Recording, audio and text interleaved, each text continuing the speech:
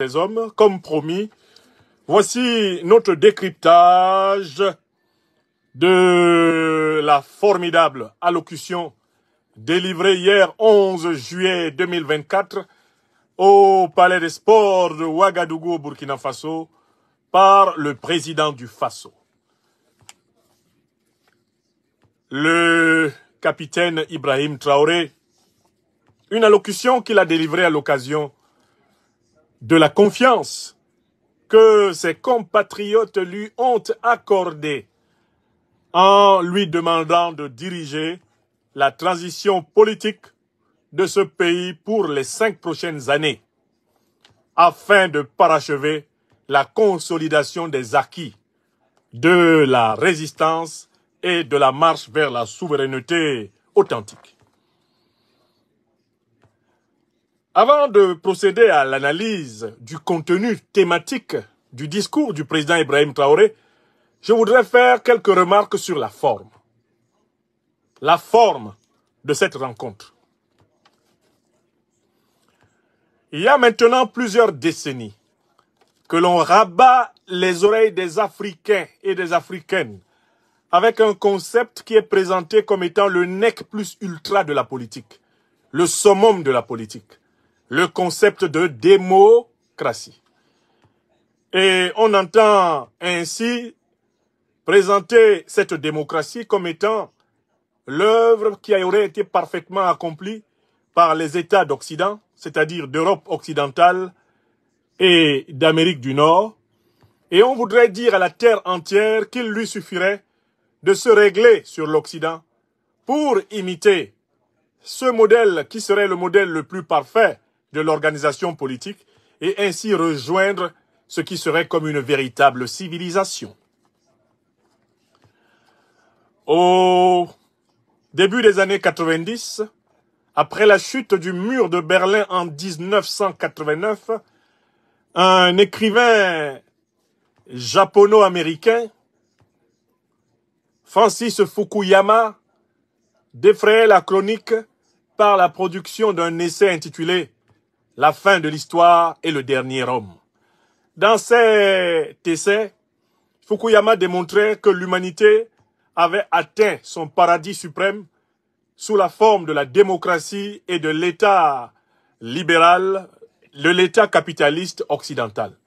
Et qu'il ne restait plus désormais à tous les autres êtres humains sur les autres continents de la planète, il ne leur restait plus qu'à faire l'effort de marcher sur cette ligne qui avait déjà été atteinte par l'homme blanc occidental, la ligne qui conduisait au paradis de l'homme, la démocratie.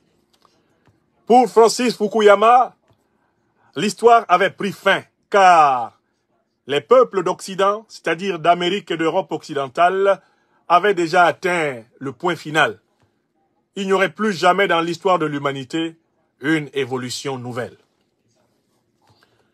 Dans les années 90 et 2000, commençantes, beaucoup d'Africaines et d'Africains ont été éduqués dans l'idée que le but de leur existence politique était donc de marcher vers ce modèle de société, le modèle de la société politique occidentale, c'est-à-dire d'Europe occidentale et d'Amérique du Nord. Il a fallu la désillusion des démocratures, des républiques bananières, avec leurs élections truquées, leurs présidents à vie, les mandats anticonstitutionnels, les tripatouillages des constitutions. Il a fallu toute la désillusion de la division tribale des sociétés politiques africaines qui, sous couvert de multipartisme, étaient retombées dans le multiethnisme le plus haineux, le plus barbare, le plus creux et le plus stérile. Il a fallu que les Africains, avec du recul, se rendent compte que cette démocratie, importée notamment en Afrique francophone après le discours mensonger de François Mitterrand, le 20 juin 1990 à la Bolle, n'était rien d'autre qu'une ruse pour affaiblir le continent et lui faire accepter les programmes d'ajustement structurel de la Banque mondiale et du FMI, Affaiblir le continent pour le soumettre à une nouvelle recolonisation en utilisant le pluralisme démocratique, le chantage aux droits de l'homme comme moyen de division permanente et d'affaiblissement collectif et individuel des structures sociétales, économiques, politiques et spirituelles de l'Afrique. Le tout ayant pour but de maintenir le continent natal de l'homme dans le statut de réservoir de matières premières volables, pillables, exploitables, ad vitam aeternam. L'Afrique s'est réveillée de son sommeil démocratique.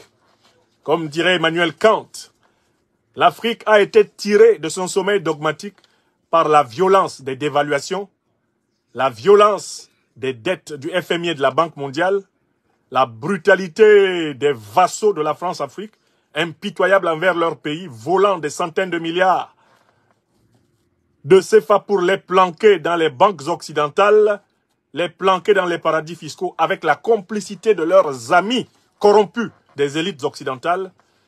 L'Afrique est sortie de son sommeil démocratique quand elle s'est rendue compte qu'en fait la démocratie, telle que Mitterrand et consorts l'ont vendue aux Africains, n'était qu'un immense voile d'ignorance, jeté sur l'homme africain pour pouvoir davantage le soumettre. Et ainsi l'entraîner dans un 21e siècle douloureux, dont nous n'avons que trop goûté, effectivement, aux larmes amères. Hier, dans notre terre africaine de Ouagadougou, au Burkina Faso, le leader de ce pays, fils béni de l'Afrique, a donné à voir la capacité de l'Afrique de réaliser une modernité politique sans référence à la démocratie. Je crois que beaucoup n'ont pas observé que hier, il y a un mot qui n'est pas sorti de la bouche du président Traoré pour justifier quelque décision que ce soit. C'est le mot démocratie.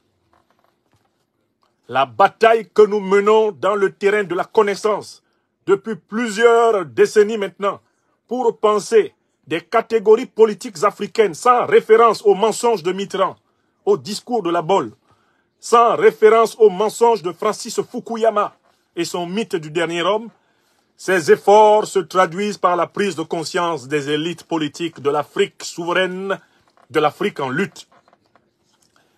Le président Traoré a placé la réunion d'hier sous le signe de l'innovation et l'enracinement de la politique contemporaine africaine dans la tradition africaine. Oui, hier, ce à quoi vous avez assisté, c'est à une réunion politique basée sur le principe de la tradition africaine. Les principes politiques de la tradition africaine. Premier principe, la convocation de toutes les forces vives de la nation. Tous les représentants de toutes les corporations actives de la nation burkinabé étaient invités. Donc, le principe de la représentativité des forces vives, qui est le fondement de la pratique de l'arbre à palabre de nos villages, de l'arbre à palabre de nos quartiers, des réunions d'arbitrage de conflits de nos sociétés urbaines et traditionnelles. Vous aviez affaire à une réunion traditionnelle et moderne africaine hier au Palais des Sports.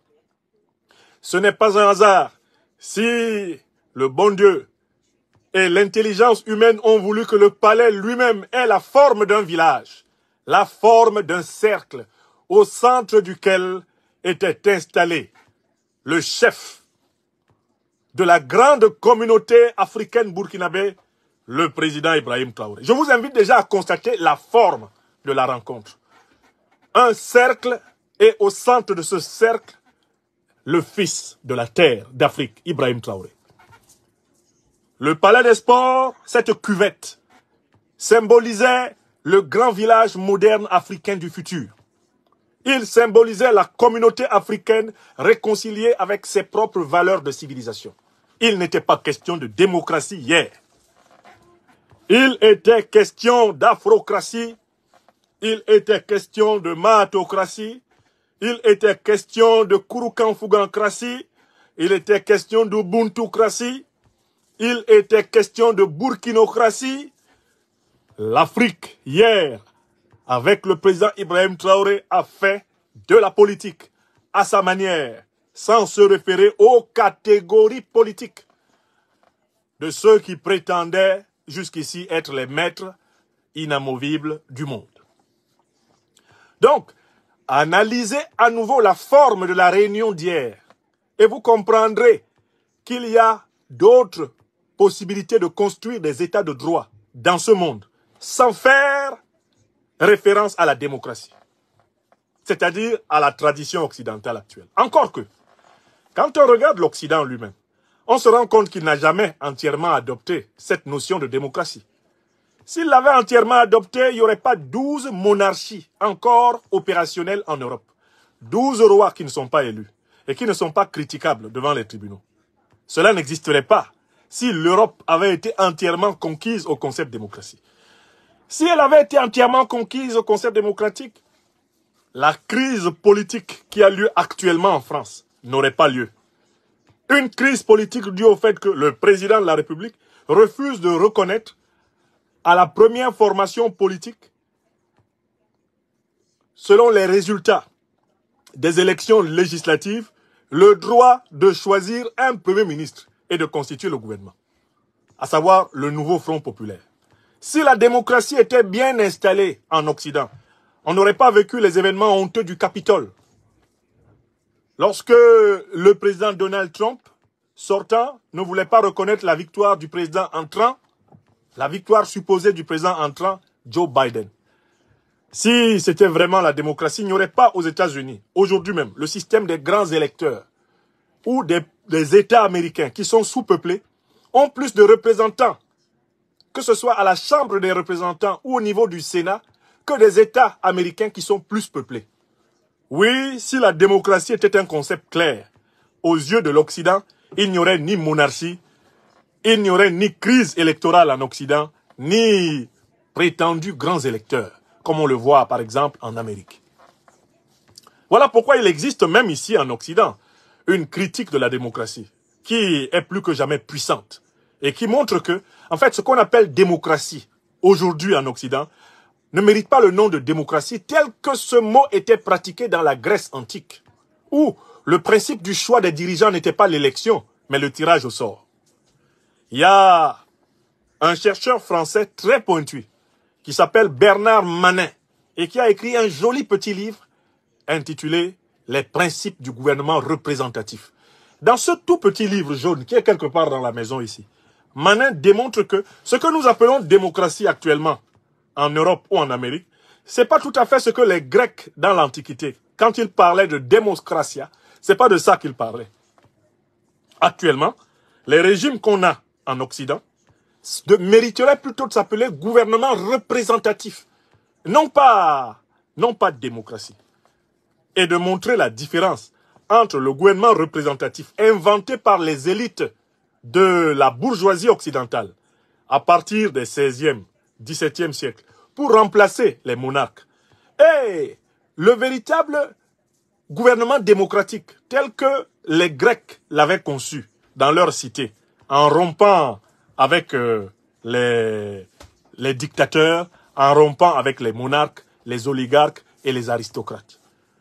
C'est un joli petit livre qu'il faut aussi lire pour se débarrasser de l'illusion que ceux qui professent la démocratie partout à travers le monde l'ont même entièrement pratiquée chez eux.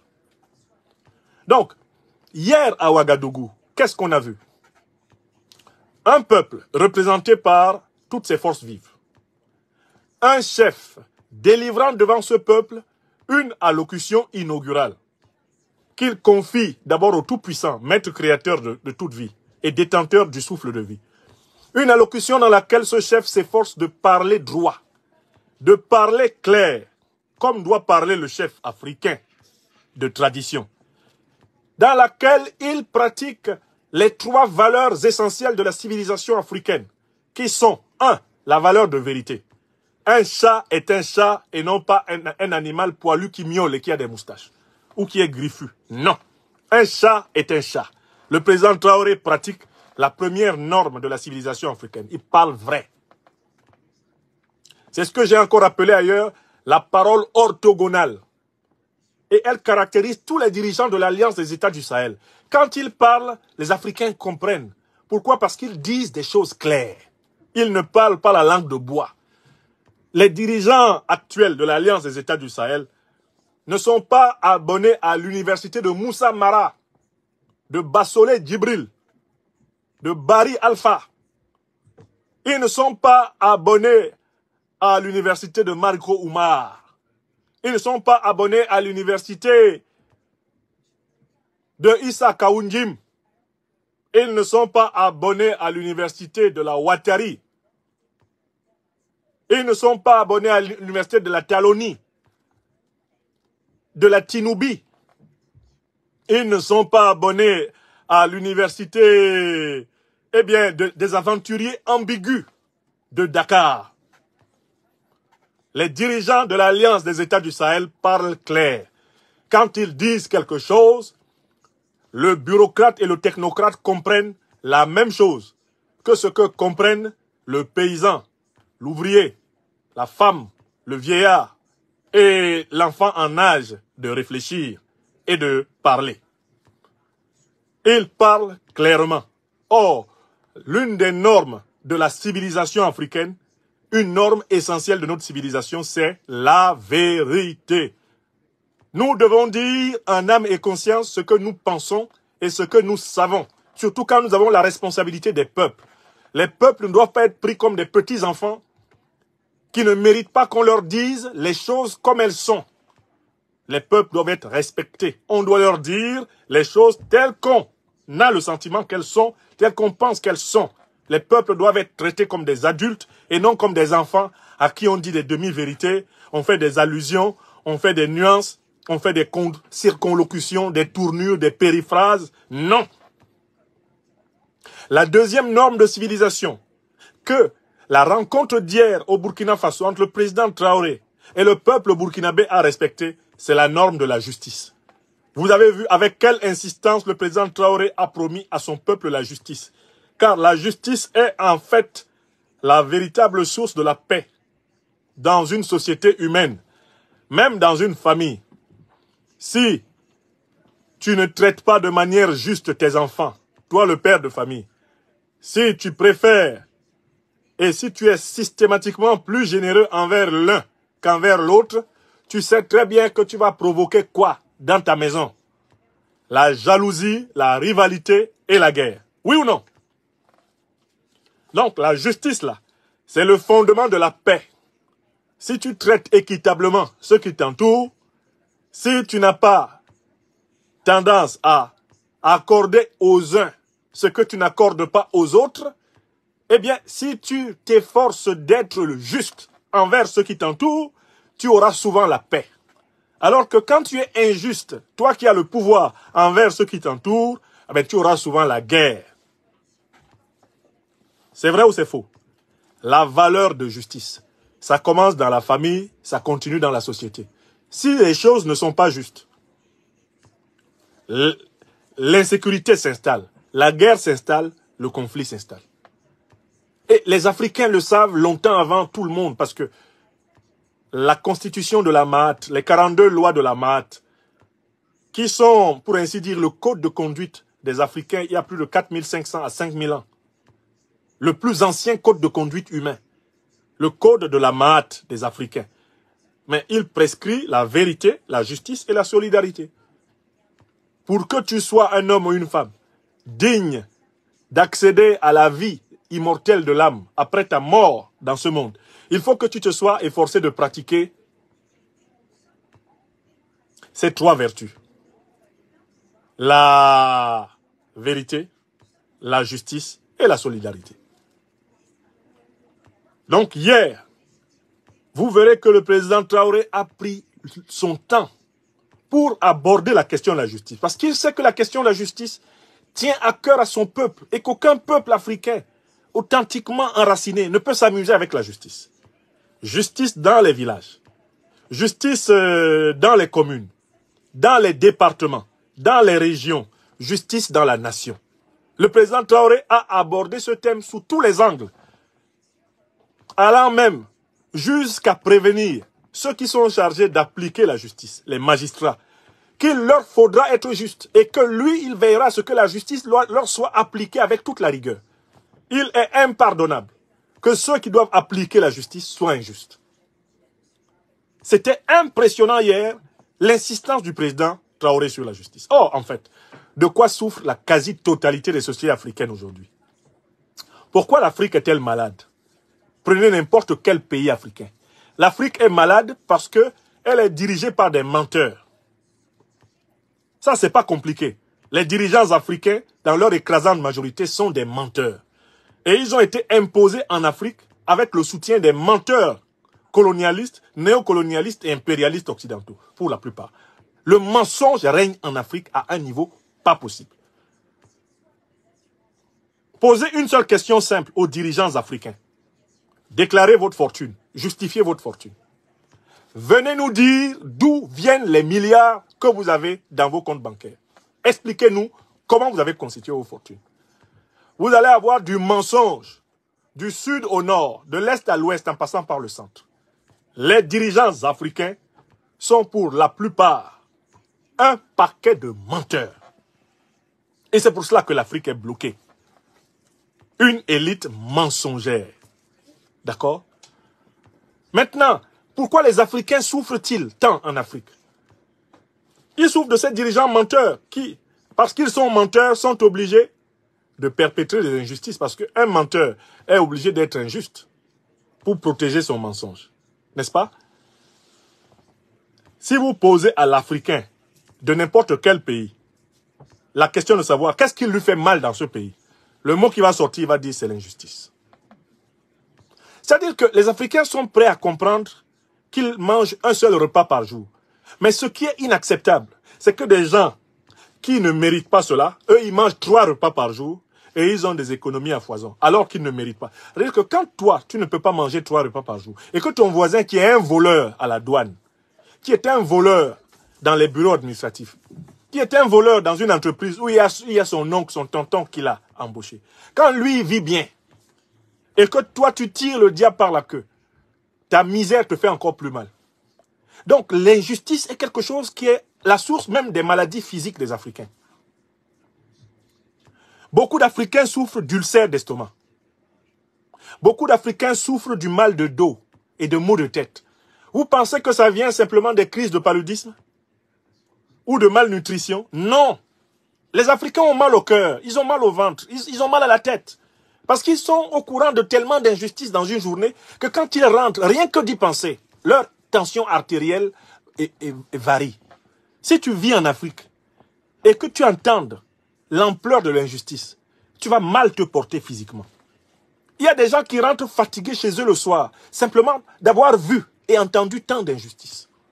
Je vous le dis, je vous en conjure, mes chers amis, l'injustice est une source de maladie physique. Vous avez des gens, sa manière de marcher dans la rue, regardez les épaules des Africains. Les épaules sont brisées. Le monsieur, il a à peine 25 ans. Il peut déjà plus se redresser comme ça.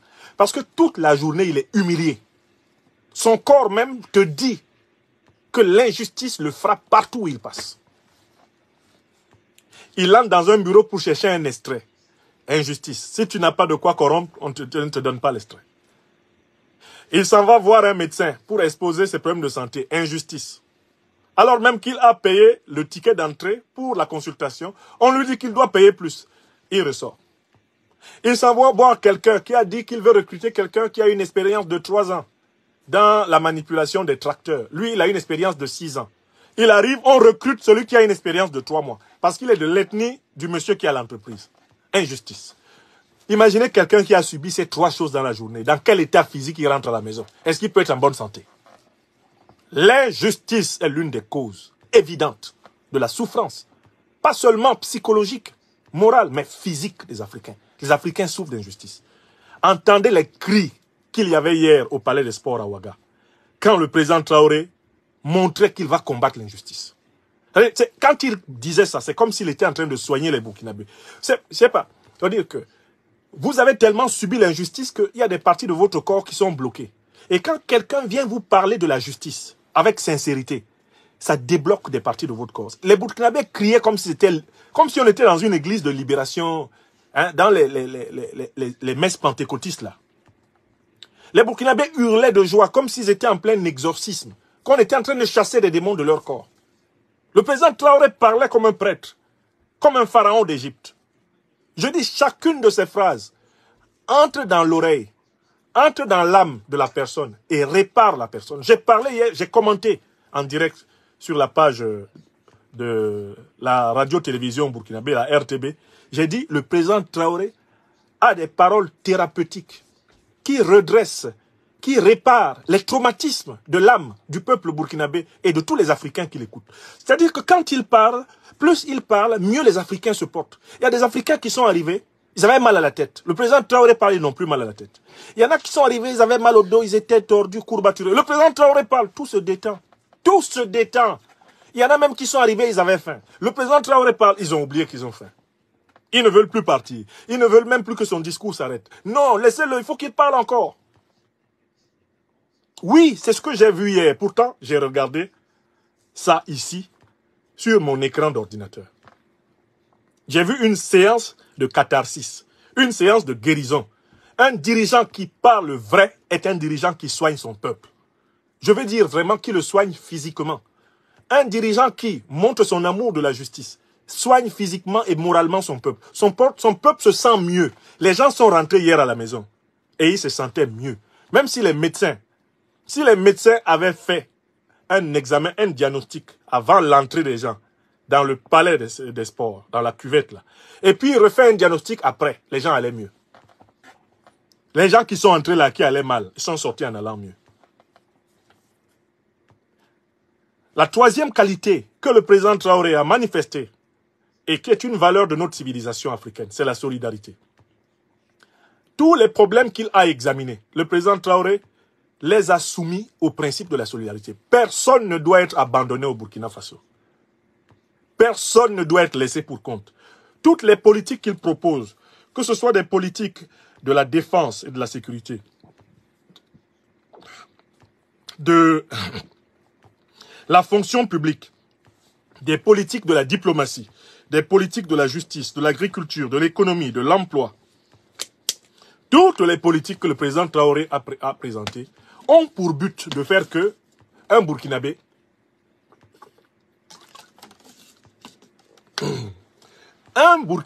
une Burkinabé ne soit pas abandonnée. Ne soit pas laissé pour compte. C'est l'État solidaire. Donc, vous avez eu hier au Burkina Faso affaire à une expérience de politique africaine moderne.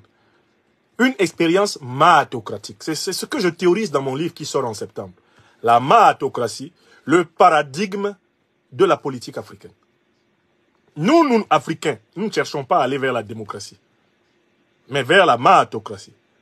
Mahatocratie de Mahat, vers un système politique inspiré de la vérité, justice, solidarité, qui sont nos valeurs sociétales transversales. Vous avez assisté hier à une rencontre mahatocratique. Ce n'était pas la démocratie. C'est l'Afrique qui parlait. Le président Traoré a rassemblé les siens autour de l'arbre à palabre. Il les a rassemblés au centre du village, du grand village de la nation burkinabé. Le cercle qui était constitué par cette cuvette est le symbole de la communauté africaine, où le peuple est autour du chef. Le chef n'est pas au-dessus du peuple, mais au centre, au cœur du peuple. Vous avez vu l'oignon constitué par le peuple burkinabé autour de son chef. C'est un oignon. Il était entouré des siens. Il est au cœur des siens, au sens physique et métaphysique. Ibrahim Traoré est au cœur du peuple burkinabé, au sens physique, c'est-à-dire visible comme ça. Et au sens métaphysique, c'est-à-dire que si tu vas fouiller dans le cœur de la majorité des Burkinabés, ils aiment ce président. Et ils aiment ce président parce que ce président les aime. Donc ils sont unis par le corps et ils sont unis par le cœur. Ils sont unis matériellement, mais ils sont aussi unis spirituellement. Et c'est cette double unité, physique et métaphysique, qui est le principe de la politique africaine. Je voulais vraiment faire une introduction, même de 30 minutes, pour vous montrer que vous n'avez pas eu affaire hier à un exercice de démocratie, mais de mahatocratie. Vous avez eu affaire à un exercice de politique africaine.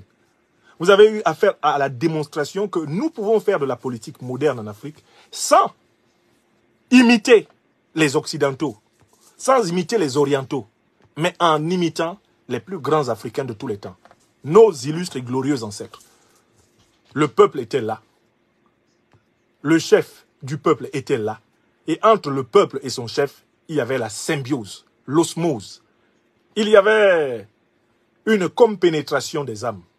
Il y avait une présence l'un à l'autre. On a vu l'oignon du peuple burkinabé, représenté hier, là, dans la cuvette. C'était un véritable oignon. Et c'est cela qui doit constituer la façon de faire la politique, la façon africaine de faire la politique. C'est comme cela que nous devons renouveler la pratique politique. Avec ce type de rencontre. Avec ce type de modèle de rencontre. Et les qualités qui ont été manifestées, la vérité, la justice et la solidarité comme objectifs recherchés. Maintenant, nous pouvons, dans la deuxième et dernière partie de la présente conférence, nous intéresser au contenu, au thème de la démonstration traoréenne. Le président Traoré a fait des études universitaires. Il n'était pas vers l'université, il était à l'université. J'ai aimé le fait que, tout en restant dans son style à lui, de l'artiste de l'improvisation sur la base d'une gamme maîtrisée. Parce que le président Traoré fait la parole politique comme les artistes de jazz jouent leur concert. Quand vous allez à un concert de jazz, vous voyez un artiste qui passe du do au ré, du ré au sol, de sol au fa, de fa au fa dièse, du la mineur au la majeur. Vous pouvez penser que vraiment l'artiste est un peu fou. Non, en jazz, l'improvisation se fait sur la base de la maîtrise d'une gamme. Le président Traoré a donné à voir qu'il est capable d'improviser, mais il a surtout aussi donné à voir qu'il maîtrisait sa gamme. Voilà pourquoi il a donné le plan. Après avoir invoqué le Tout-Puissant sur cette rencontre, après avoir remercié le peuple burkinabé, et après avoir remercié l'armée, les trois entités qui font le pouvoir burkinabé. 1. La bénédiction du Tout-Puissant, créateur des êtres. 2. La mobilisation du peuple dans toutes ses forces vives. 3. Le fer de lance de la nation, l'armée. Après avoir invoqué ces trois entités, grâce auxquelles il est le chef du peuple burkinabé aujourd'hui, le président Traoré est entré dans des matières très rationnelles, en annonçant le plan de son allocution, avant de décliner, sous une forme improvisée, créatrice et originale, son allocution. Les gens disent qu'il a parlé sans document. Non, le président a le document. C'est quelqu'un qui travaille sur ses discours. Méfiez-vous des personnes que vous voyez improviser sont des redoutables travailleurs. Le président connaissait son plan. Lui et ses conseillers ont parfaitement travaillé sur tous les points de son discours. Mais sa méthode à lui, c'est que quand il a fini de travailler sur le plan, maintenant, il va le mettre en musique, en improvisation, comme les grands artistes de jazz le font. Hein, quand vous écoutez un Ray Charles sur son piano, quand vous écoutez un B.B. King sur sa guitare, vous pensez qu'ils improvisent, non? Pourtant, ils sont synchronisés avec la batterie. Ils sont synchronisés avec le piano. Ils sont synchronisés avec les instruments avant de bouche, la trompette, le saxo. Ils sont synchronisés, non? Vous pensez qu'ils sont synchronisés par hasard? Non. Parce que derrière l'improvisation, il y a toujours la structure. Et, par exemple, chez le pianiste de jazz, comme Ray Charles, il faut regarder en bas de la table du piano. Il faut regarder ses pieds. C'est là où tu vas comprendre par ses pieds qu'il n'est pas perdu. Hein, parce que ses pieds battent le rythme qu'il faut. Le président Ibrahim Traoré pratique la parole politique comme les grands artistes de jazz. Quand vous le voyez improviser comme ça, c'est parce qu'il a beaucoup travaillé. Le jour où le président Traoré n'a pas beaucoup travaillé, vous allez le voir lire un papier.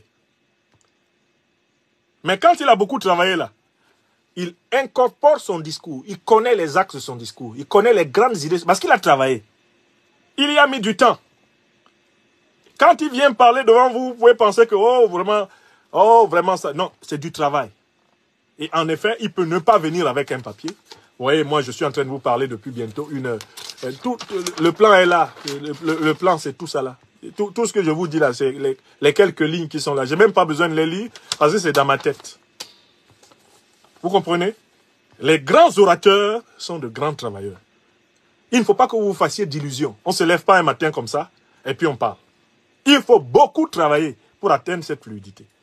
Donc, il a annoncé lui-même son plan. Il a dit, premier moment, je vais vous parler des questions politiques internationales. On va faire un tour d'horizon du monde pour que vous compreniez comment ce monde-ci est fait. Je vais vous expliquer ma compréhension du monde. Parce que vous ne pouvez pas faire de la politique au Burkina Faso sans avoir compris l'Afrique dans laquelle le Burkina se trouve et la planète Terre dans le système solaire où se trouve l'Afrique. Vous ne pouvez pas. Donc, le président a commencé par dire on va d'abord regarder le plus largement possible autour de nous pour comprendre le monde.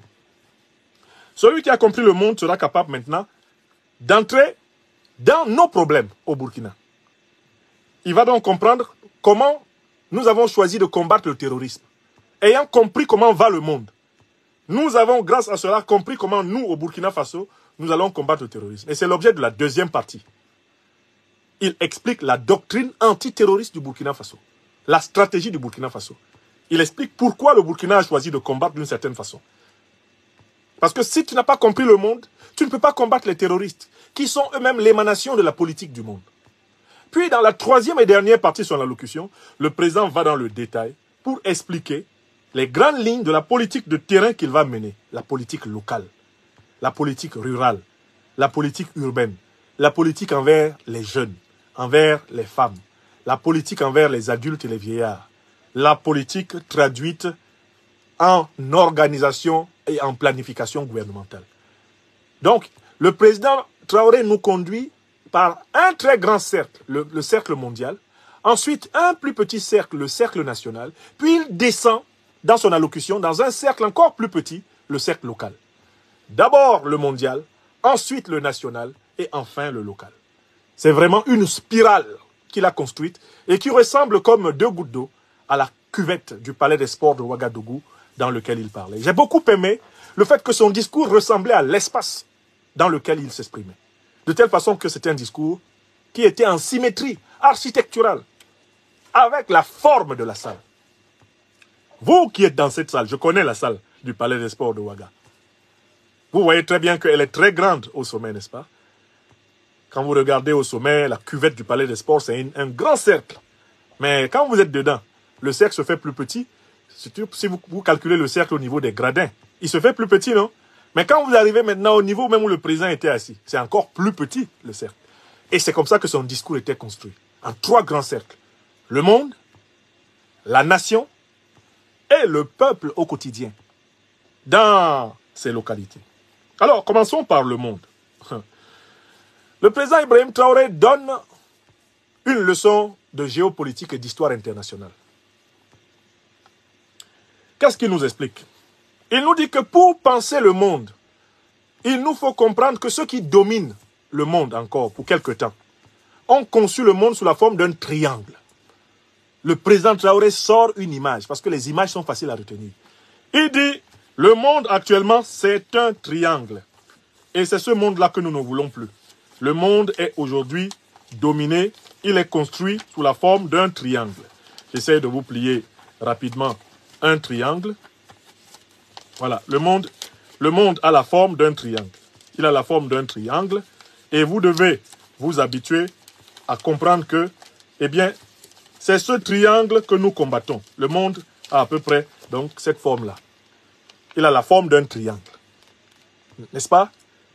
Le président Traoré dit, si tu veux comprendre le monde actuel, imagine d'abord un triangle.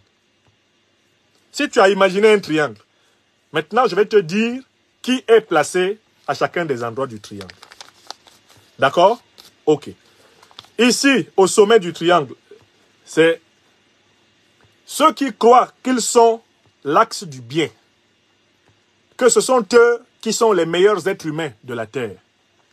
Ce sont les élites, les oligarchies, les grandes puissances de la communauté dite nationale et notamment occidentale. Les États-Unis, l'Europe et leurs dominions, le Japon, l'Australie, la Nouvelle-Zélande, le Canada, tout ça là, le Royaume-Uni. Voilà ceux qui sont au sommet du triangle du monde et qui considèrent que eux seuls représentent le bien. Le bien là, c'est eux. Tout ce qui est bien, c'est ce qu'ils font. Quand ils bombardent Hiroshima et Nagasaki et ils font 200 000 morts avec les bombes atomiques, comme c'est eux, c'est bon. Si c'est quelqu'un d'autre qui l'avait fait, ça c'est un crime contre l'humanité et il faut le condamner, il faut le tuer. Quand ils détruisent l'Irak à coups de bombe, après avoir menti que Saddam Hussein détenait des armes de destruction massive, c'est toujours bon parce que c'est eux. Personne n'a le droit de les juger. D'accord? Ils bombardent le Vietnam, ils bombardent la Syrie, ils bombardent l'Afghanistan, ils bombardent la Libye pendant 6 mois. Ils tuent Kadhafi. Tout cela est bon parce que eux, ils représentent le camp du bien. Ils ont le droit de faire tout ce qu'ils veulent. D'ailleurs, vous allez remarquer que ces puissances refusent que leurs citoyens soient jugés par les cours internationales. Vous ne pouvez pas juger un citoyen américain à la Cour pénale internationale. Un citoyen britannique, vous ne pouvez pas.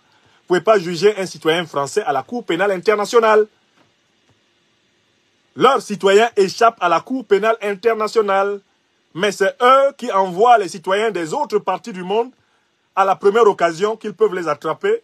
Ils les envoient facilement à la Cour pénale internationale. Ils sont à l'abri de toute poursuite internationale parce qu'ils incarnent le bien. Tout ce qu'ils font est bien. Même quand ils font une démocratie avec un roi, c'est bien. Une démocratie sans roi, c'est bien. Une démocratie qui coupe 20 millions de bras de Congolais, c'est bien. Une démocratie qui massacre des Africains tout au long du XXe siècle, c'est bien. Une démocratie qui vole le pétrole, le gaz, l'uranium, l'or, c'est bien. Tout ce qu'ils font est bien. Le président Traoré dit à son peuple, ce sont eux, ils sont là, ils sont en haut là-bas. Et nous sommes en train de nous battre pour qu'ils descendent, pour qu'ils quittent sur nos têtes. Maintenant, on descend à la base du triangle. Imaginons la base de ce côté. Ça, c'est l'axe du mal. Ici, là. Ceux qui sont ici, en bas là, du triangle, on les appelle axe du mal. Ce sont des pays qui ont été décrétés mauvais par ceux-ci. L'axe du mal, c'est qui? C'est pas compliqué. Nous dit Ibrahim Traoré. C'est la Russie. C'est la Chine. C'est l'Iran. Ça, c'est du point de vue occidental. Hein. Ce n'est pas du point de vue de la vérité. Parce que dans tout ça, ils mentent. Hein. C'est le règne du mensonge. Bon, l'axe du mal, selon le fameux axe du bien, c'est la Russie. C'est la Chine. C'est l'Iran. C'est le Venezuela. C'est la Corée du Nord. C'est Cuba. N'est-ce pas? C'est la Bolivie. C'est Nicaragua. Tout pays, même quand le Brésil est dirigé par Lula, il rentre dans l'axe du mal. Tout pays qui ne se soumet pas. C'est la Syrie de Bachar el-Assad, axe du mal. Ça, cela, c'est le mal. Là, la Hongrie de... Comment il s'appelle là? L'actuel Premier ministre de Hongrie, son nom me reviendra, est en train d'entrer dans l'axe du mal, selon eux. Ils sont mauvais. Hein? C'est l'axe du mal. D'accord? L'axe du mal. Ce sont des pays qui ont l'avantage d'avoir une certaine puissance, voire une puissance certaine. Certains d'entre eux possèdent l'arme nucléaire, comme la Russie, la Chine, comme la Corée du Nord. Donc, ils sont difficiles à attaquer. Beaucoup d'entre eux possèdent des armées tellement puissantes. Ils sont tellement difficiles à attaquer. Voilà. Ils sont donc décrétés axe du mal. Quand Kadhafi était vivant, son pays, la Libye, avait été classé dans l'axe du mal. Axe du mal. Hein? Mais qui décide de l'axe du mal? C'est les soi-disant détenteurs de l'axe du bien. Et maintenant, on va à l'autre angle du triangle. L'autre angle du triangle. Là, c'est qui? C'est l'axe des esclaves. Ceux qui n'ont rien à dire. Parce qu'il y a l'axe du bien. Ceux qui ont le droit absolu sur la planète. Il y a l'axe du mal. Ceux qui sont combattus, qui sont détestés, qui sont chassés. Et puis, il y a l'axe des esclaves. Ceux qui, a priori, n'ont rien à dire. Et là, c'est qui? C'est l'Afrique noire. C'est une bonne partie du Moyen-Orient. C'est l'Asie du Sud-Est. Et c'est l'Amérique latine. Ce qu'on appelle le Sud global. Eh bien, ça, c'est l'axe des esclaves. Voilà la carte du monde. Voilà le triangle infernal de la domination que nous a précisément décrit le président Ibrahim Traoré. Et quand tu possèdes ce triangle dans ta tête, tu comprends donc que pour nous autres qui, Africains, avons été classés dans l'axe des esclaves, il y a un travail énorme à faire pour que ce sommet s'effondre. Et pour que cette division du monde entre l'axe du bien, l'axe du mal et l'axe des esclaves, elle cesse. Pour que nous ayons un monde commun, égal, que tout le monde se retrouve à la base. Et que nous formions un monde multipolaire. Un monde commun et un monde égalitaire, un monde partagé. Il y a donc une bataille à mener. Est-ce que vous comprenez? Voilà la démonstration que le président Ibrahim Traoré a faite dans la première partie de son discours. Et il a donné plusieurs exemples. Il a analysé pour cela la guerre qui a été faite contre l'Union soviétique, la guerre qui a été faite contre l'Irak, la création des deux grandes organisations terroristes, Al-Qaïda et l'État islamique. D'accord? Il a expliqué tout cela grâce à cette théorie du triangle. C'est intéressant que vous sachiez que les propriétaires autoproclamés de l'axe du bien sont les plus grands organisateurs de guerre sur la terre. Pourquoi organisent-ils des guerres? Pour un seul but, diviser pour mieux régner. Le président Traoré a appelé un chat un chat. Et il a informé les Burkinabés que lui, il a pu savoir, grâce à des études scientifiques, que les deux grandes organisations terroristes qui ensanglantent l'Afrique ont été créées par les renseignements généraux américains au Moyen-Orient. Al-Qaïda a été créé dans les années 80 par la CIA pour combattre les soviétiques. Oussama Ben Laden est un ancien agent de la CIA. Ça, c'est une information scientifique. Il faut que les Africains sachent qui a créé Al-Qaïda. Et le président Traoré de dire la contradiction américaine, c'est qu'on prétende combattre les terroristes qu'on a armés et qu'on a créés. Les mêmes qui ont créé Al-Qaïda se sont levés pour aller combattre Al-Qaïda en Afghanistan. Comment vous avez créé des gens, ensuite vous les combattez? Ça veut dire qu'en fait, vous les avez utilisés pour détruire. Parce que quand ils détruisent, ça vous donne l'occasion de venir régner. N'est-ce pas? Le président Traoré informe les Africains que lui, il sait, par des moyens scientifiques, que l'État islamique, eh bien, en Irak, l'État islamique au Moyen-Orient a été créé par les mêmes renseignements généraux occidentaux. D'ailleurs, la crise israélo-palestinienne a permis récemment de savoir que même les services israéliens ont contribué à la création de l'organisation de l'État islamique. Le but dans tout ça était de diviser l'organisation de libération de la Palestine pour que celle-ci n'obtienne jamais l'indépendance de l'État palestinien. Le Hamas que vous voyez, et qui a commis des crimes de guerre dans le cadre de sa résistance contre le colonialisme israélien, le 7 octobre 2023, le Hamas que vous voyez là a été financé par les services secrets occidentaux dans le but d'affaiblir l'OLP, Organisation de la Libération de la Palestine. La même méthode. On crée des monstres et grâce à ces monstres, on affaiblit les justes, on affaiblit les innocents, on affaiblit les souverains et une fois que tout le monde est affaibli, on impose sa puissance. Le président a donné également l'exemple du conflit russo-ukrainien et notamment de l'effort de l'OTAN pour démanteler l'Union des républiques socialistes soviétiques. Ceci m'a rappelé le mot du pape qui a dit que la guerre que nous voyons entre la Russie et l'Ukraine a été provoquée par la volonté de l'OTAN de venir aboyer aux portes de la Russie. Ce sont les mots du pape François, actuellement pape de l'Église catholique romaine, basée au Vatican. Le président Traoré a rappelé ces choses-là pour dire aux Burkinabés qu'ils ont désormais à leur tête des dirigeants qui savent ce qui se passe dans le monde et qui font une politique conforme à la réalité du monde. Une politique qui ne ment pas et qui ne se ment pas. Par conséquent, si le monde a été divisé en axe du bien, axe du mal, axe des esclaves, pour nous qui avons été classés depuis 600 ans dans l'axe des esclaves, que signifie faire de la politique? Mais faire de la politique, c'est remettre en cause cet ordre du monde. Faire de la politique, c'est restaurer l'égalité, l'équité, restaurer l'équilibre du rapport de force dans le monde. Faire de la politique, c'est nous engager dans la construction d'un monde multipolaire où personne ne nous considérera plus jamais comme des esclaves, où tous les hommes seront également respectés et tous les droits mutuellement garantis. N'est-ce pas? C'est ce qu'on appelle donc le monde multipolaire. À partir de là, le président Traoré pouvait tranquillement entrer dans la deuxième partie de son allocution. La doctrine antiterroriste burkinabé, la doctrine antiterroriste de l'Alliance des États du Sahel. Mais en quoi consiste cette doctrine? Une fois que vous avez compris le triangle infernal de la domination, vous avez donc naturellement compris que la doctrine de lutte contre les dominants, c'est-à-dire ceux qui financent Al-Qaïda et l'État islamique, ceux qui ont perpétré cet ordre injuste du monde, on ne peut pas lutter contre les terroristes qu'ils ont armés en s'appuyant sur eux. Mais c'est ce que le président a démontré dans la deuxième partie de son discours. Vous ne pouvez pas combattre Al-Qaïda et l'État islamique en vous appuyant sur des puissances qui les ont créées au Moyen-Orient. Vous ne pouvez pas vous appuyer sur eux parce que qui a détruit la Libye en association avec ces deux organisations terroristes? C'est l'OTAN. Comment pouvez-vous d'un côté savoir que c'est l'OTAN qui a détruit la Libye, qui a permis à Al-Qaïda et l'État islamique de s'armer dans les soutes libyennes, et puis de l'autre côté, vouloir combattre les terroristes qui ont été armés grâce à cette action de l'OTAN, vouloir les combattre en vous appuyant sur l'OTAN?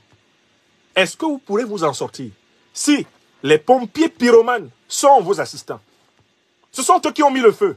Et ils viennent courir à côté de vous avec des tout petits tuyaux d'eau pour faire semblant d'éteindre l'incendie, alors qu'à côté du tuyau d'eau, ils ont toujours un tuyau d'essence pour aggraver l'incendie. Pourquoi la lutte antiterroriste a-t-elle échoué? Africains. Depuis le début des années 2000, jusque pratiquement en 2020-2021, avec l'avènement du président Assimi Goïta au Mali. Pourquoi cet échec? La raison est toute simple, c'est la duplicité des forces antiterroristes occidentales qui d'un côté détruisent la Libye en bonne entente avec les organisations terroristes et de l'autre côté viennent s'installer dans le Sahel, soi-disant pour combattre les terroristes qu'ils ont armés. Et ici, le docteur des preuves vous rappelle 4 preuves élémentaires qu'il faudra toujours citer si quelqu'un vous dit que c'est de la diffamation. J'attends toujours que quelqu'un me porte plainte en France, je sais pas, en Amérique, j'irai dans n'importe quel tribunal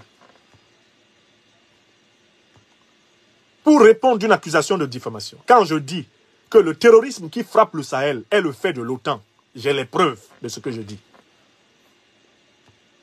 Et il ne sert à rien de flinguer le messager. Le message est déjà parti. Tout le monde le sait. Première preuve. Les emails de Mme Hillary Clinton, secrétaire d'État américaine au moment des faits. Grâce au scandale Wikileaks et au grand investigateur Julian Assange, on a pu avoir accès aux emails de la secrétaire d'État américaine Hillary Clinton. Ces emails témoignent qu'il faut détruire la Libye, tuer Kadhafi pour les raisons suivantes. Kadhafi se prépare à mettre en place une monnaie dinar-or qui va détrôner le dollar, détrôner l'euro et le franc CFA et libérer les Africains de la domination économique occidentale. Voilà pourquoi il faut le tuer. C'est écrit noir sur blanc dans les emails de Mme Clinton. Si vous allez maintenant sur Google, moteur de recherche, vous tapez Wikileaks, Hillary Clinton, Libya, vous tombez sur tout ce que le grand Julian Assange nous a permis de savoir. Aujourd'hui, Mme Clinton, Barack Obama, personne aux États-Unis ne peut se tenir devant un Africain et lui dire c'est pour la démocratie que nous avons détruit la Libye. C'est pour les droits de l'homme que nous avons détruit la Libye. Ils savent désormais que le monde entier sait que ce n'était pas pour ça. C'était pour maintenir l'Afrique sous la domination occidentale. Preuve 1. Écrivez preuve 1. Les mails de Mme Clinton.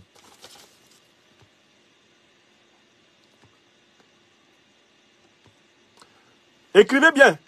Écrivez bien. Preuve 1. Les mails de Mme Clinton. Parce que vous ici, vous êtes plus de 10 000 personnes déjà rassemblées. Vous devez être des professeurs de vérité et justice pour l'Afrique. Où que vous passiez, je vous en conjure, que personne n'assiste à cette conférence et en ressorte passif. Vous devez être actif. Quand vous sortez, nous savons que c'est l'OTAN qui a déstabilisé l'Afrique grâce aux emails de Mme Clinton. D'accord? Ces emails ont clairement indiqué les raisons pour lesquelles la Libye a été détruite et Kadhafi assassiné. Deuxième argument, il a été évoqué par le président Traoré lui-même. D'accord? C'est la création des 2 principales organisations terroristes. Nous avons suffisamment d'éléments pour savoir que Al-Qaïda est une création des services américains et que l'État islamique est une création des services occidentaux. Il y a plusieurs services qui ont contribué à la création de l'État islamique. D'accord? Très bien. Ça, c'est le deuxième argument. Celui-là aussi, il est facile à établir. Il y a plusieurs sources scientifiques qui attestent des conditions de création d'Al-Qaïda et l'État islamique. Et ces sources ne sont pas contestées aux États-Unis. L'ancien président américain, Donald Trump, a même publiquement dit que Barack Obama était l'un des créateurs de l'État islamique. J'ai la vidéo. Il a accusé Barack Obama. Il a dit Obama est l'un des créateurs de l'État islamique d'Irak. Quand un président américain se lève et accuse un autre président américain d'être à l'origine de la création d'une organisation terroriste, il faut prendre ça très au sérieux. C'est un peu comme quand Jacques Chirac se lève et nous dit l'argent que nous avons en France vient de l'exploitation de l'Afrique depuis des siècles. Chirac, 2 fois élu par les Français, président de la République française. Quand c'est lui qui dit ça, tu ne t'amuses pas à balayer ça du revers de la main. C'est un aveu de taille, fait par quelqu'un qui a une responsabilité historique de taille. Vous êtes d'accord avec moi? 3e preuve. Je donne toujours 4 preuves dans cette affaire. 3e preuve, la conversation Lavrov-Fabius, rapportée par Sergei Lavrov, ministre russe des Affaires étrangères. Ça se passe en 2013. Fabius est ministre français des Affaires étrangères et il demande que la France, il demande que la Russie ne s'oppose pas à l'intervention militaire française au Mali. La Russie, à travers Lavrov, dit oui. Vous pouvez intervenir pour stopper les terroristes. Mais Lavrov fait le commentaire suivant à Fabius. Vous vous préparez, mon cher Laurent, à combattre maintenant au Mali les terroristes que vous avez armés en Libye. Et Fabius lui fait la réponse célèbre, c'est la vie. C'est la vie. Donc la vie, c'est la duplicité. On arme les terroristes en Libye et on fait semblant de les combattre au Mali, de les combattre au Burkina, de les combattre au Niger, en Côte d'Ivoire, au Ghana, au Nigeria, au Cameroun, au Tchad. Pourtant, on les a armés. Voilà la vie. Selon M. Fabius, actuel président du Conseil constitutionnel français, qui n'a jamais démenti Sergei Lavrov. Enfin, 4e preuve, les aveux du président Emmanuel Macron, l'actuel président de la République française. En juin 2017, dans une interview accordée au Figaro, le président Macron avoue la culpabilité française dans la déstabilisation de la Libye et du Sahel. Il dit, citation, « Nous, Français, nous avons eu tort de faire la guerre contre la Libye, car il en a résulté partout des États sahéliens faillis et des groupes terroristes qui prospèrent. » Fin de citation. Voilà les propos du président Emmanuel Macron. En juin 2017, il venait à peine d'arriver à l'Élysée et il voyait encore un peu clair. Voilà 4 preuves classiques que les Africains, dans le continent, aux États-Unis, en Europe, partout où on va vouloir vous dire que c'est du mensonge que de dire que l'Occident est derrière le terrorisme en Afrique, l'Occident politique, citez ces 4 preuves. Et que celui qui ose contester ces 4 preuves ne mérite plus de débattre avec vous. Parce que c'est un menteur et c'est un partisan du mal, justement. Quand on vous donne ces preuves-là, et qu'on ajoute la fameuse conversation de Deauville entre Mahamadou Issoufou et Barack Obama, 5e preuve, Deauville 2011, Issoufou dit à Obama, n'attaquez pas la Libye. Si vous attaquez la Libye, vous allez déstabiliser toute l'Afrique. Obama dit, no, we will finish the job. On ira jusqu'au bout. Quand vous donnez tous ces éléments, vous donnez les emails de Mme Clinton. Quand vous donnez tous ces éléments-là, les conditions de naissance d'Al-Qaïda et que quelqu'un ose encore vous dire, ah ben non, ne discutez plus. En tout cas, une telle personne ne peut plus vous porter plainte dans un tribunal. C'est ce que j'ai vérifié. J'ai rencontré ici les meilleurs journalistes de France. J'ai eu affaire dans cette maison aux journalistes de RFI et France 24. On les considère comme les meilleurs journalistes officiels de France. J'ai eu récemment affaire à ceux de France Télévisions. J'ai rodé mes 5 arguments sur la responsabilité de l'Occident dans la déstabilisation de l'Afrique. Je suis toujours impressionné par leur incapacité de s'en sortir. Et quand tu sors la batterie des 5 que je viens de donner, les mails d'Hillary Clinton, les sources sur l'origine d'Al-Qaïda et de l'État islamique, et le financement de l'État islamique, tu bombardes l'entretien Lavrov-Fabius, pendant qu'ils sont encore en train de suffoquer, tu ajoutes les aveux d'Emmanuel Macron, et quand ils veulent discuter, tu ajoutes la conversation Obama-Issoufou de Deauville, ils suffoquent. La mauvaise foi, tu les vois gênés aux entours. Est-ce qu'on peut passer à la question suivante? Je dis non. Est-ce que vous avez bien noté cela? Est-ce que ça sortira dans le documentaire?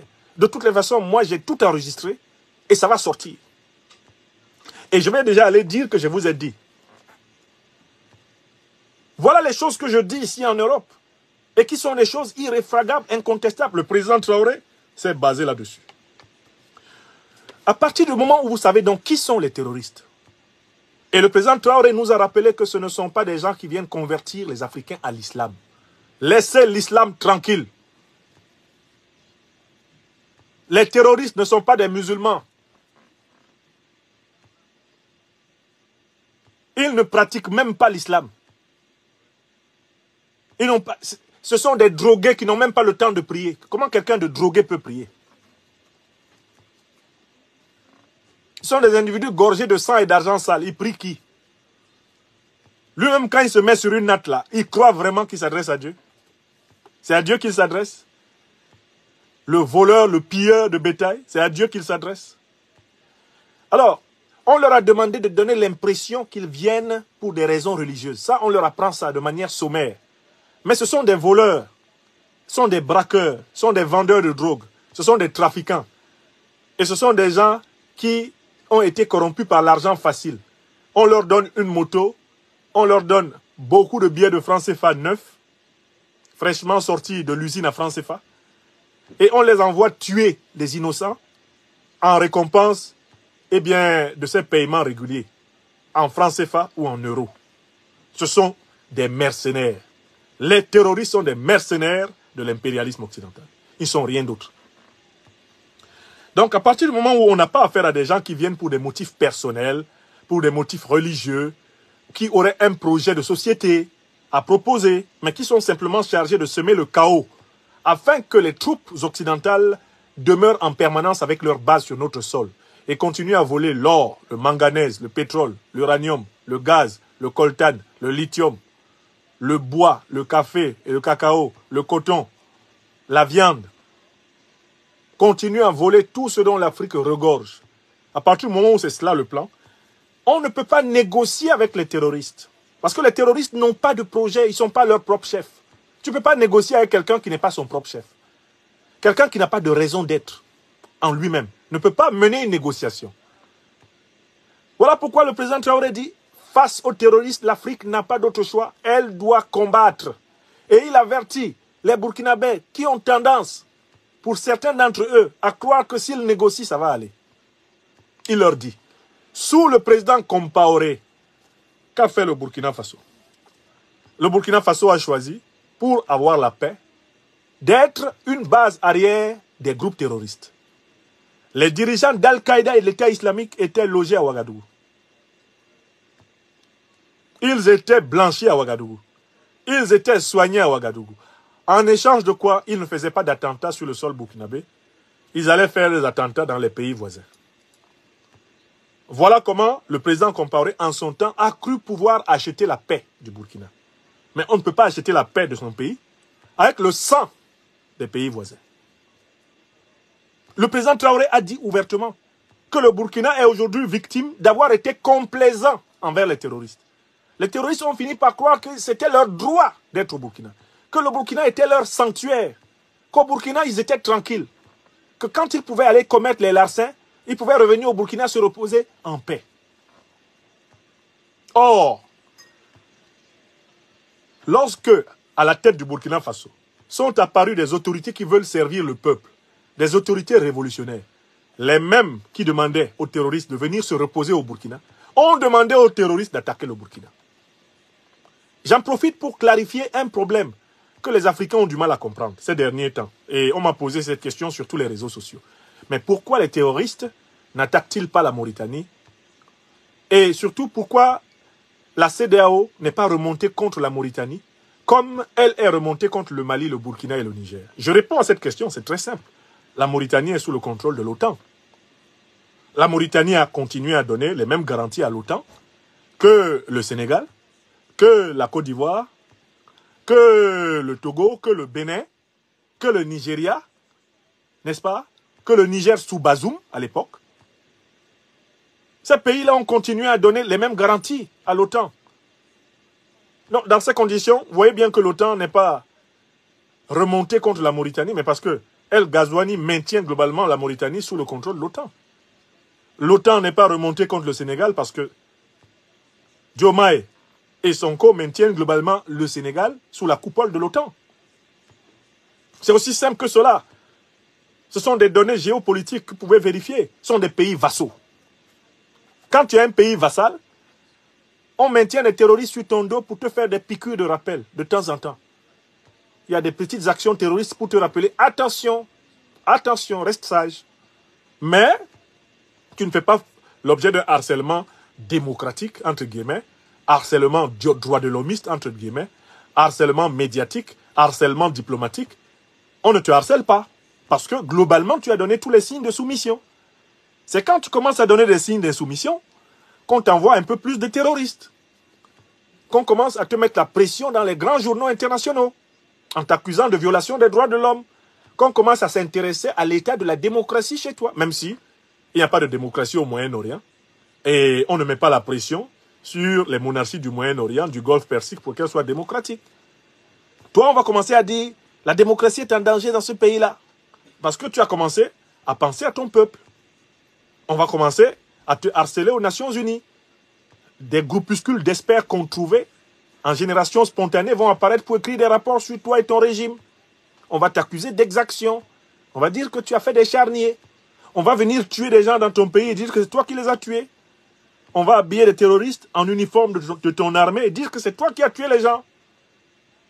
On va commencer à te faire du sale. Parce qu'on doit te salir pour te contrôler. Oui ou non? Donc, écoutez. La deuxième partie de la conférence, du discours du président Traoré a pour but de convaincre les Burkinabés qu'ils ont fait avec lui le bon choix, le choix de la lutte antiterroriste. Il n'y a pas de demi-mesure avec les terroristes. On ne négocie pas avec eux. Parce que pour négocier avec quelqu'un, il faut que cette personne soit autonome. De telle façon que quand elle te donne sa parole, elle peut respecter sa parole. Les terroristes ne peuvent pas respecter leur parole parce qu'ils ne sont pas leurs propres chefs. Leurs chefs, ce sont les impérialistes. J'ouvre une petite lucarne. Il y a eu une légère embellie, un léger espoir dans la crise qui opposait ces dernières semaines le Niger et le Bénin. Entendez par là le régime de Talon et le régime du CNSP au Niger à propos et de la frontière et du pipeline. Tout le monde a salué l'action positive que les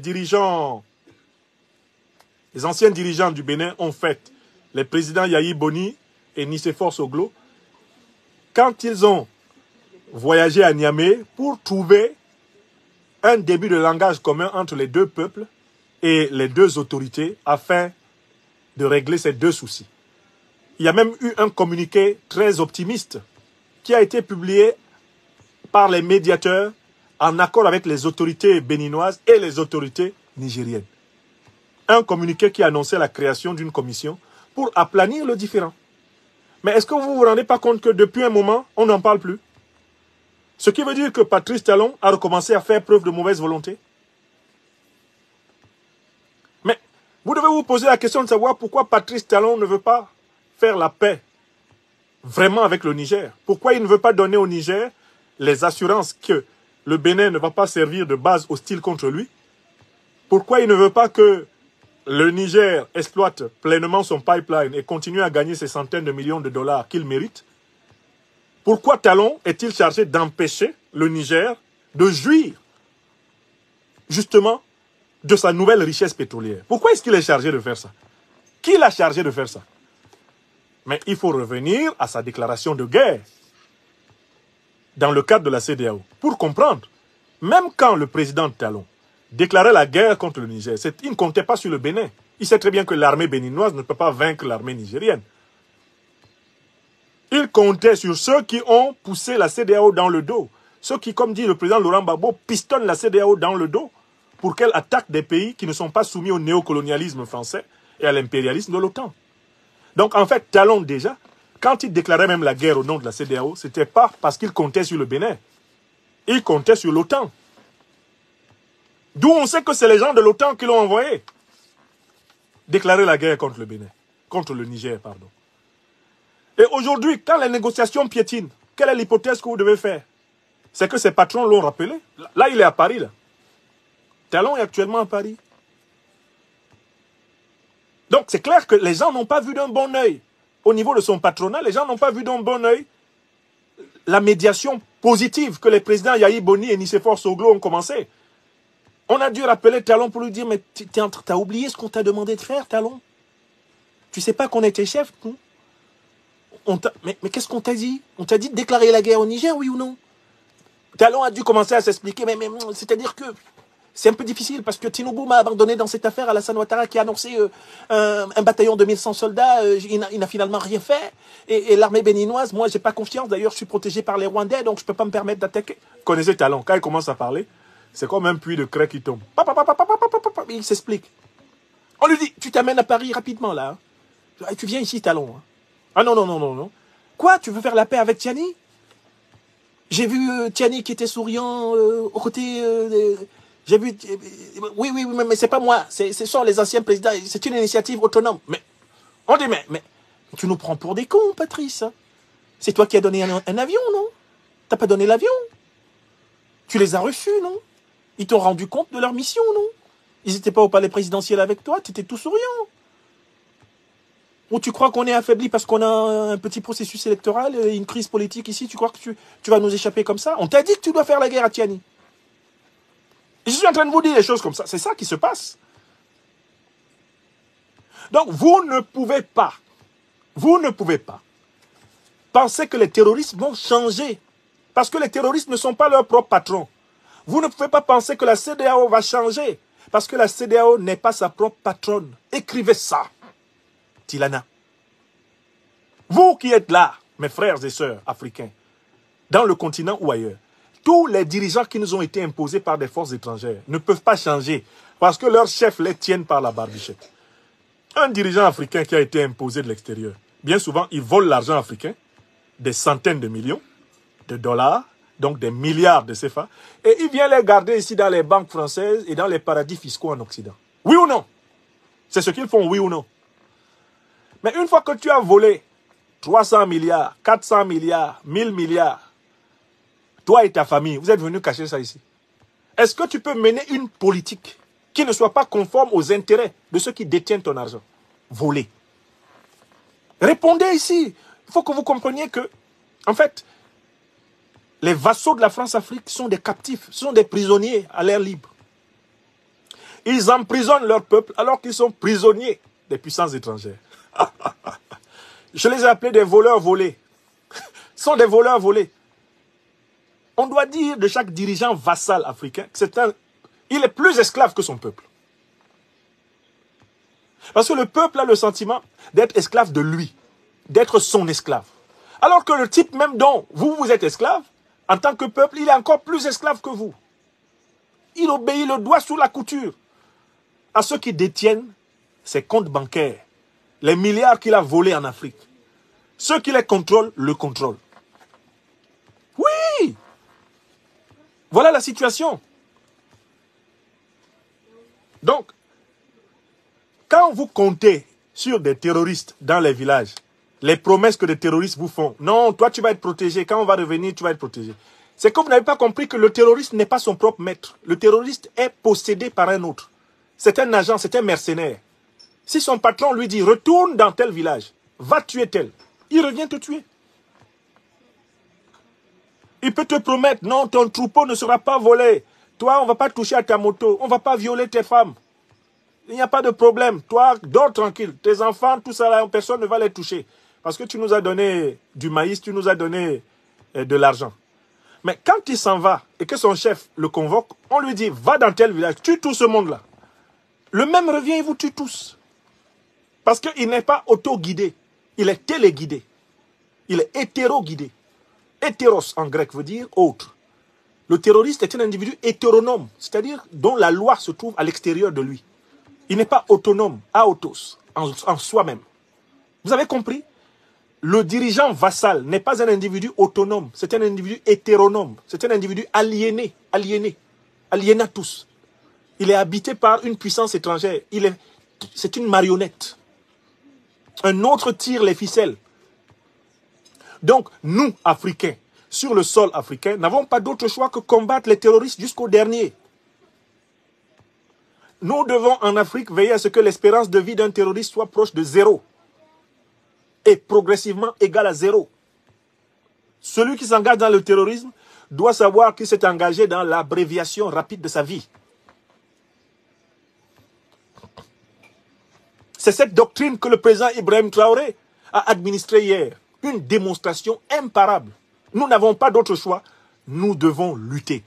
Pourquoi? Parce que ceux qui viennent faire du mal dans nos villages, dans nos villes, ceux qui viennent tuer notre peuple ne sont pas eux-mêmes leurs propres maîtres. Ce sont des esclaves.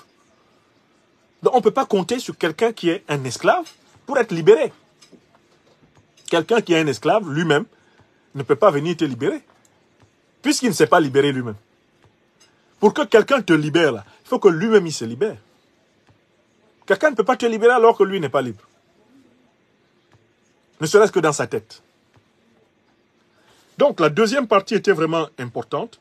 Le président Traoré remet en cause la complaisance que certains seraient tentés d'avoir envers les terroristes. Et il nous invite, tous en Afrique, à considérer que, eh bien, avec les terroristes, c'est zéro complaisance. Aucune complaisance n'est légitimable avec les terroristes. Aucune complaisance. Aucune. C'est extrêmement important. Très bien. Je déplace juste un peu la lumière pour qu'on ait une lumière suffisante. Voilà. Aucune complaisance.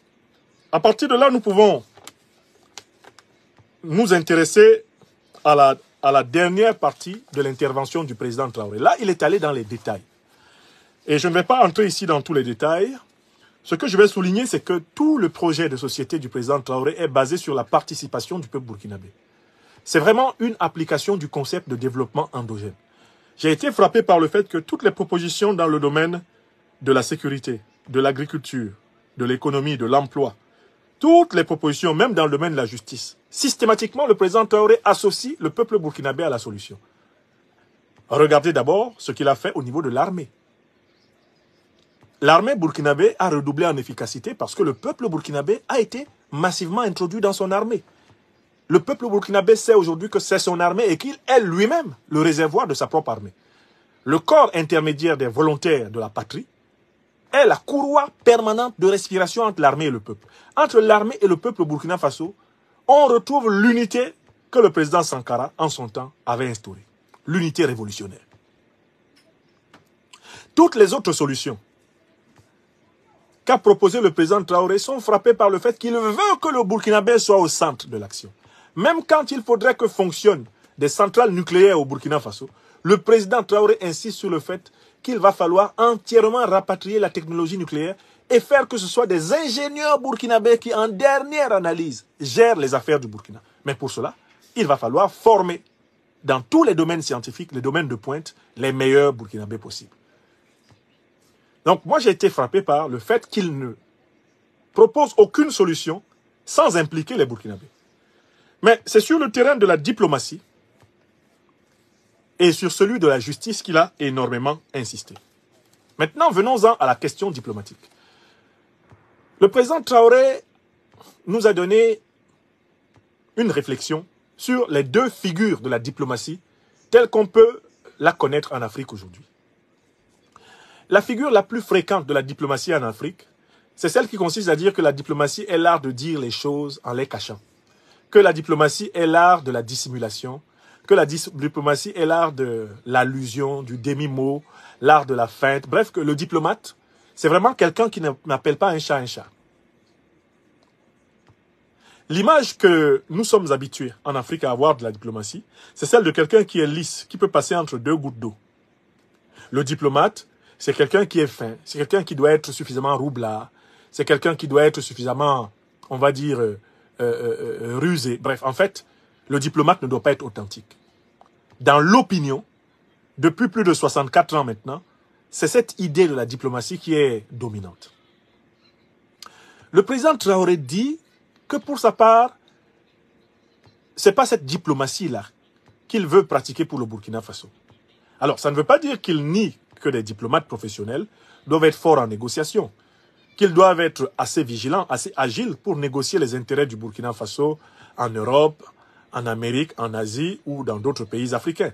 Attention, le président Traoré ne remet pas en cause le métier des diplomates, qui est celui de l'art de la négociation et de la gestion des relations internationales. Il ne remet pas cela en cause, mais il dit qu'il y a un axe fondamental de la diplomatie. C'est celui qui porte sur le compte rendu, la redevabilité populaire.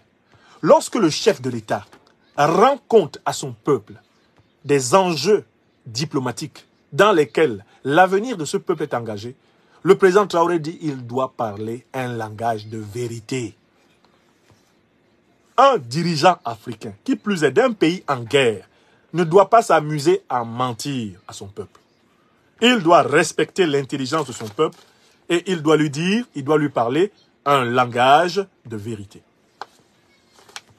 C'est une question décisive, hein, et ça fait la différence entre les deux styles diplomatiques africains que nous connaissons. Dans mon pays natal, le Cameroun, le président ne dit jamais clairement au peuple quels sont les enjeux diplomatiques internationaux. Ce qui fait que le président passe même pour intelligent parce que le peuple ne sait pas ce que le président sait et ce que le président pense.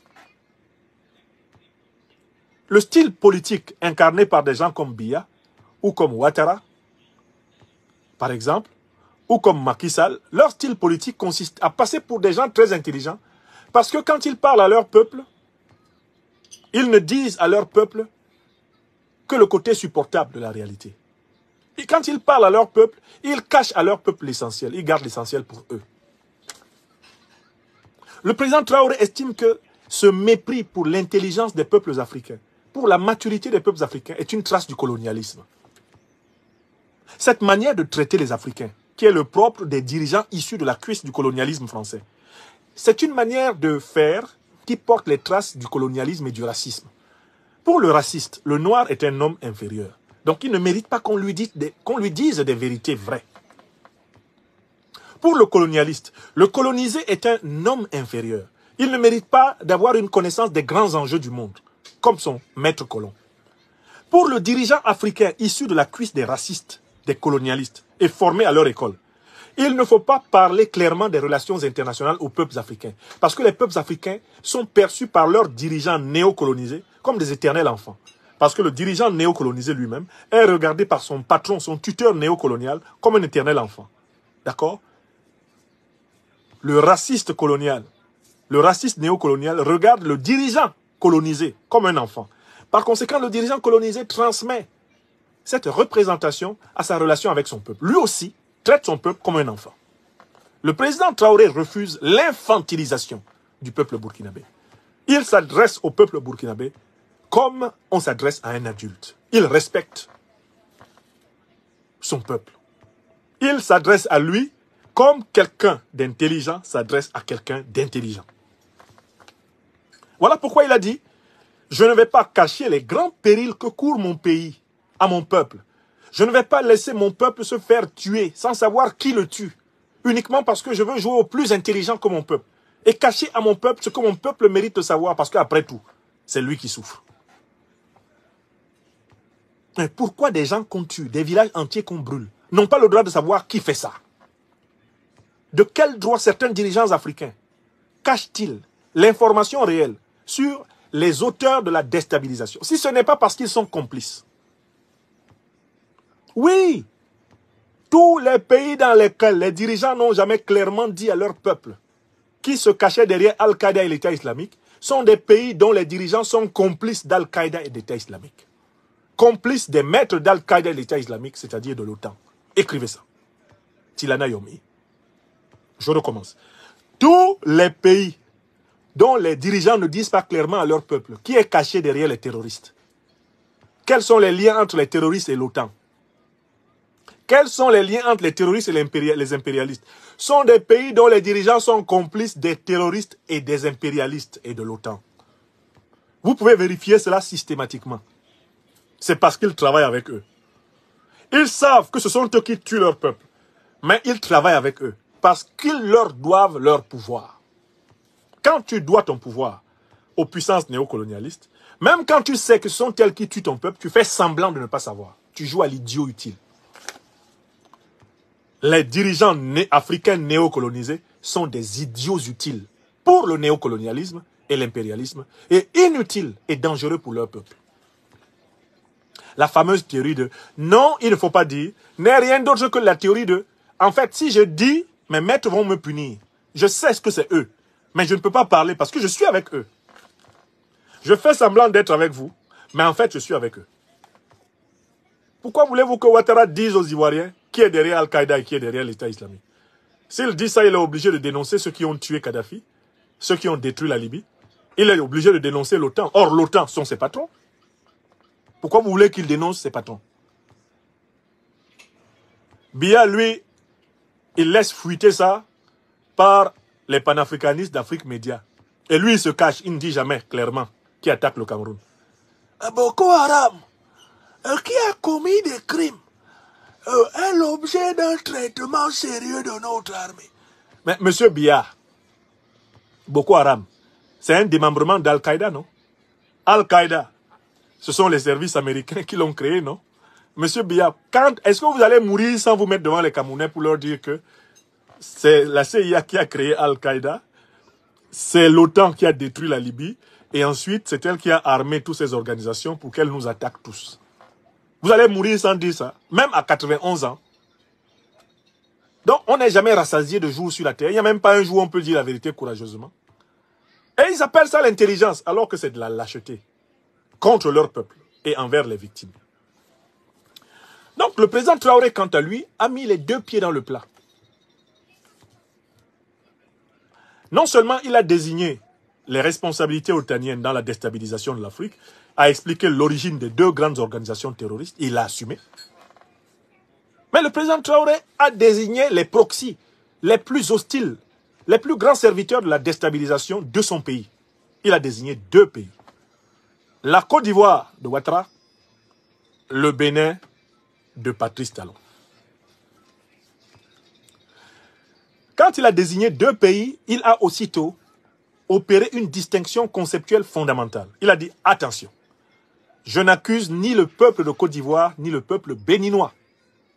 J'accuse les dirigeants actuels de Côte d'Ivoire et les dirigeants actuels du Bénin. C'est-à-dire, j'accuse Ouattara Draman, le satrape reptilien venu de Sendou pour troubler la paix des Ivoiriens et ayant renié à notre belle terre burkinabé. Renier notre belle terre burkinabé de Sendou pour venir troubler toute l'Afrique. C'est lui qui est accusé, ce n'est pas le peuple ivoirien. Parce que le capitaine Traoré sait très bien que Ouattara est un braqueur du peuple ivoirien. Que le peuple ivoirien souffre de lui.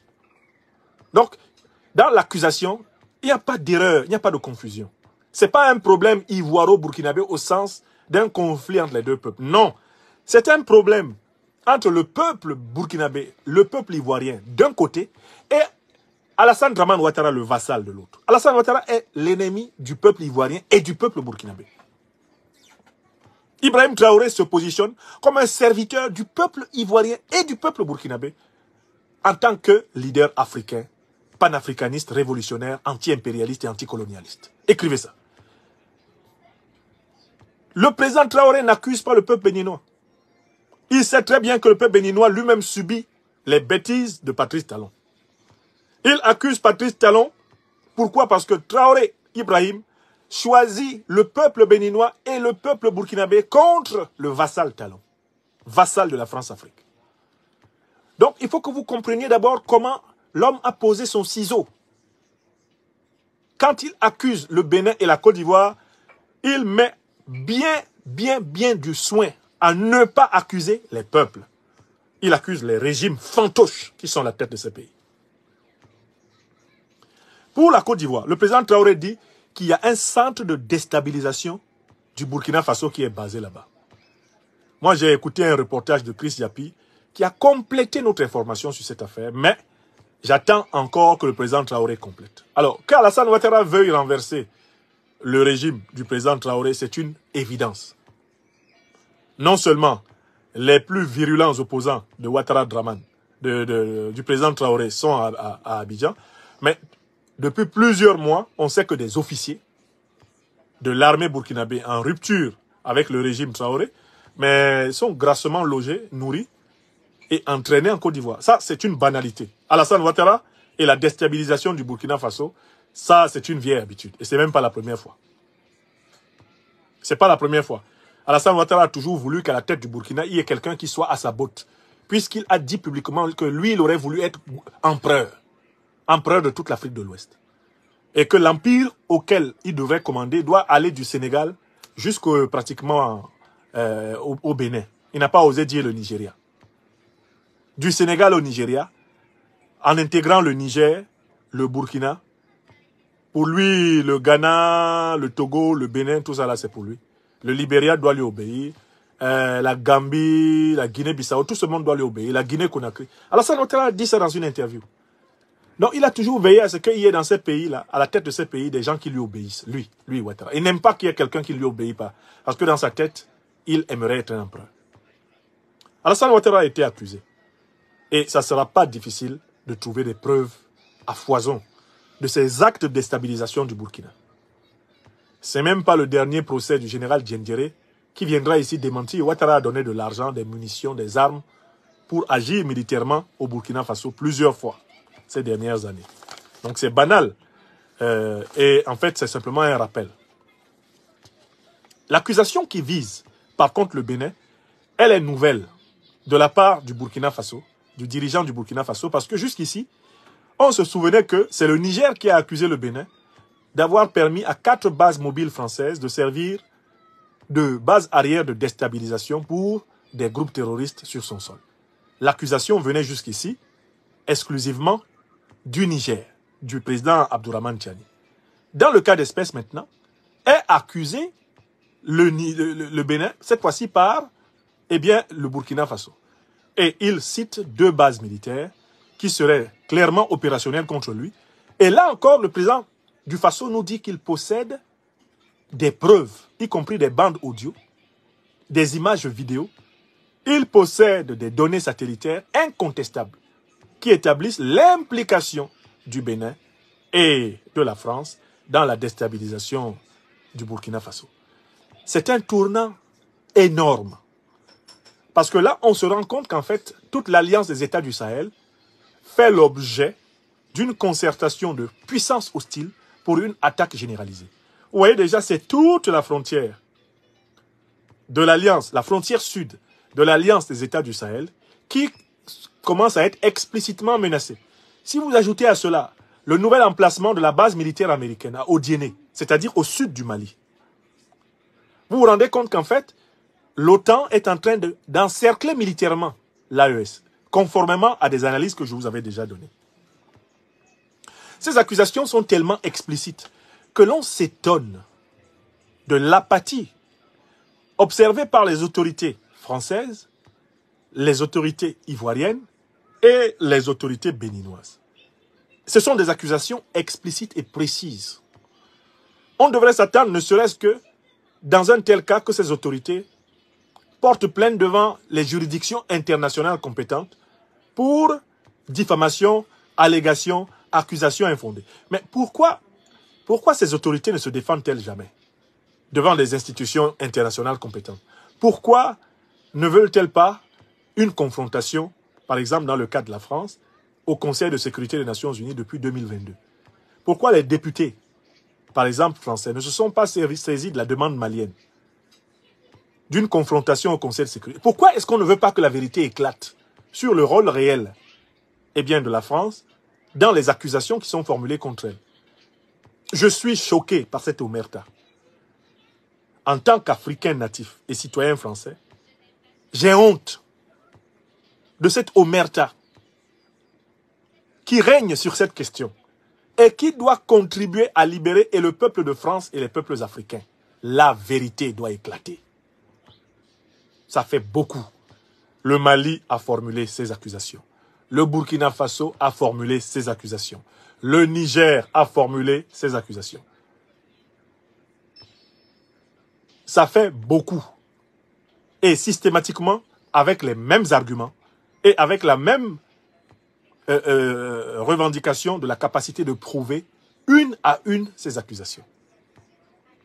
Je pense qu'il faut que le droit international éclate. Et ma proposition à ce sujet, que ce soit au Burkina Faso, au Niger ou au Mali, c'est de porter plainte en droit international. Il faut trouver un moyen de porter plainte contre les États réputés héberger et organiser des activités terroristes contre l'Alliance des États du Sahel. Il faut qu'il y ait un espace juridique international qui puisse entendre les arguments. Et je pense que ce soit à l'intérieur du droit national français, du droit international européen, ou tout simplement du droit international tout court, je crois que des avocats africains et internationaux bien outillés peuvent faire prospérer ces affaires. Il serait temps qu'on en discute et qu'on écoute et qu'on assiste à une vraie confrontation d'arguments. Alors, je peux conclure maintenant l'analyse de ce discours historique. En quoi ce discours est-il historique? Premièrement, parce que ce discours révèle un Ibrahim Traoré qui fait de la politique africaine sur la base de la tradition et de la sagesse africaine. Ça, c'est la première raison. Et vous pouvez remarquer que c'est ce que fait aujourd'hui le président Tiani au Niger, c'est ce que fait le président Assimi Goïta au Mali. Vous allez observer une raréfaction du concept de démocratie. Le concept de démocratie va disparaître de la politique africaine authentique. On ne va plus jamais parler de ça. Parce que ce n'est pas la matrice, ce n'est pas le paradigme politique africain.